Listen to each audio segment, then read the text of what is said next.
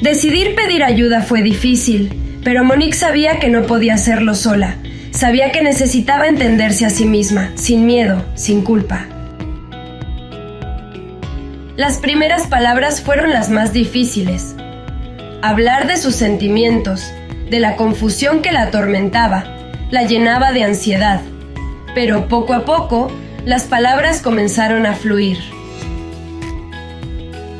Conforme avanzaba la conversación, Monique empezó a abrirse más.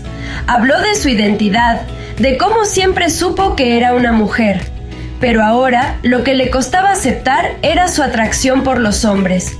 Parecía una contradicción que no podía entender. Conforme avanzaba la conversación, Monique empezó a abrirse más. Habló de su identidad, de cómo siempre supo que era una mujer.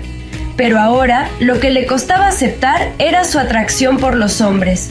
Parecía una contradicción que no podía entender. El miedo a ser rechazada, a no ser suficiente, la había consumido por semanas. Pero ahora, en ese espacio seguro, podía liberar todas esas emociones retenidas. El miedo a ser rechazada, a no ser suficiente, la había consumido por semanas. Pero ahora, en ese espacio seguro, podía liberar todas esas emociones retenidas.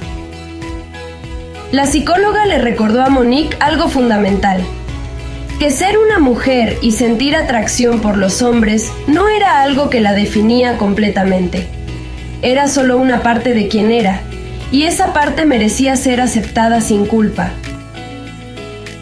Por primera vez, Monique sintió que no estaba sola en su lucha interna. Sus sentimientos no eran una contradicción, sino una verdad que había temido enfrentar, y poco a poco empezó a encontrar paz en esa aceptación.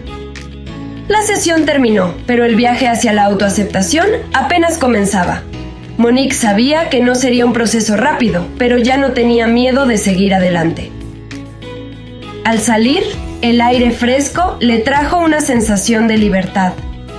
No todas las respuestas estaban claras aún, pero ya no sentía la misma carga. Ahora, Monique sabía que sus sentimientos eran válidos. Monique comenzó a aceptar que amar a los hombres no la hacía menos, ni menos auténtica. Esa era solo una parte de su ser, y finalmente podía encontrar consuelo en esa verdad.